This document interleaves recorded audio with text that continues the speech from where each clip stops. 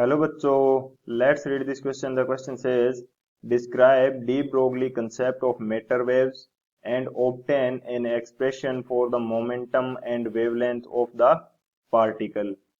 तो इस क्वेश्चन के अंदर हमसे क्या बोला गया है कि हमें de Broglie concept of matter wave इसको डिस्क्राइब करना है एंड एक एक्सप्रेशन फाइंड करना है मोमेंटम एंड वेवलेंथ के अंदर, वो किस प्रकार से होगा एक पार्टिकल के लिए. तो यदि मैं बात करूं की कंसेप्ट की, तो की कंसेप्ट हमारे पास क्या हो जाएगा.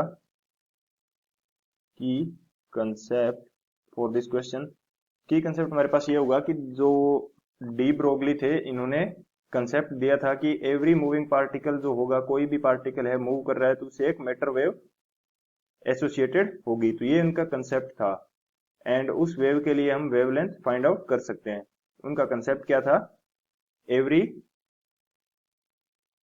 अकॉर्डिंग टू डी ब्रोगली, यदि मैं पूरा स्टेटमेंट लिखना चाहूं तो ये मेरे पास क्या होगा.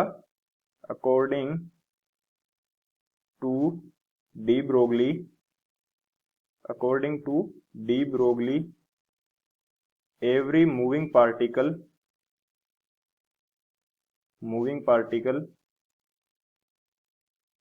has an matter wave, has a matter wave associated with it. Matter wave associated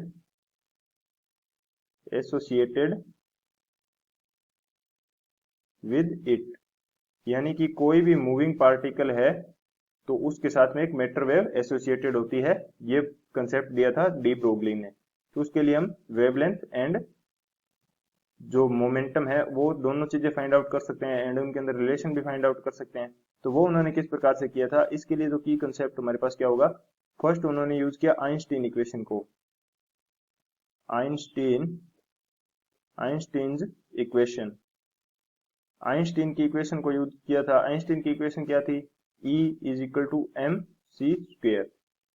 ये क्या इक्वेशन थी कि कोई भी पार्टिकल मूव कर रहा है तो उसके साथ क्या होगी, एनर्जी होगी. यदि वो E is equal to energy and m is the mass of the particle and c is the velocity of the light, यानी कि कोई भी पार्टिकल है वो वेलोसिटी से लाइट की वेलोसिटी से मूव कर रहा है तो उसके साथ एनर्जी एसोसिएटेड होती है. ये थी आइंस्टीन की इक्वेशन.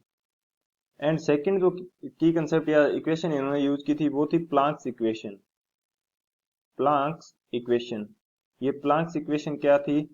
प्लांक ने शो किया था कि एनर्जी है, इसकी value Planck's constant h into frequency mu के इक्वल होती है. यानी कि एनर्जी किसके इक्वल होती है, h इंटू म्यू के. यहाँ पे h हमारे पास क्या है, h इज प्लांक्स कांस्टेंट. ये हमारे पास क्या है, प्लांक्स कांस्टेंट. प्लांक कांस्टेंट होता है ये h एंड ये हमारे पास म्यू क्या है, म्यू इज द फ्रीक्वेंसी. तो इन दोनों की हेल्प से उन्होंने मैटर वेव के लिए फाइंड की थी वेवलेंथ की वैल्यू. तो अब यदि मैं सॉल्यूशन की बात करूं, सॉल्यूशन हमारे पास क्या हो जाएगा. सॉल्यूशन हमारे पास दो इक्वेशन है. एक इक्वेशन के अकॉर्डिंग एनर्जी किसके इक्वल है, एम सी स्क्वेयर के. एनर्जी किसके इक्वल है, एम सी स्क्वेयर. एंड एक इक्वेशन के अकॉर्डिंग एनर्जी किसके इक्वल है, एच म्यू के. तो म्यू हमारे पास फ्रीक्वेंसी है म्यू, इसको क्या लिखा जा सकता है, इसको लिखा जा सकता है v by lambda. v is the velocity and v हमारे पास क्या है, ये पार्टिकल की वेलोसिटी है एंड लेमडा क्या है, ये हमारे पास है वेवलेंथ. ये है वेवलेंथ. अब यदि मैं म्यू की वैल्यू यहाँ पे पुट कर दूं तो ये हमारे पास क्या होगा. एंड सेकंड थिंग ये हमारे पास क्या है, तो कोई भी पार्टिकल, सेकंड थिंग ये है कि कोई भी पार्टिकल यदि मूव कर रहा है तो उसको लाइट की वेलोसिटी से मूव कर पाना पॉसिबल नहीं है, तो वो किसी एक v वेलोसिटी से मूव करेगा. तो मैंने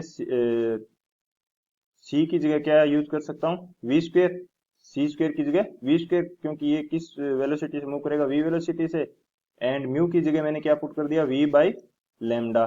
तो अब एक v से एक v कैंसिल हो जाएगा. ये एम वी, ये क्या है मेरे पास, लीनियर मोमेंटम p.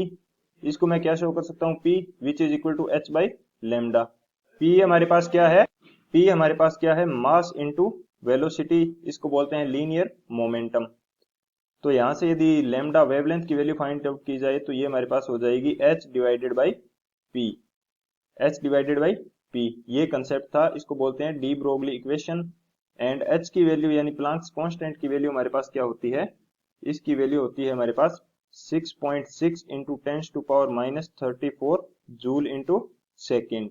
ये हमारे पास होती है प्लांक्स कांस्टेंट की वैल्यू। एंड मोमेंटम हम यहाँ पे पुट कर दें तो ये हमारे पास लेमडा की वैल्यू को रिप्रेजेंट करेगा, lambda which is equal to h by P.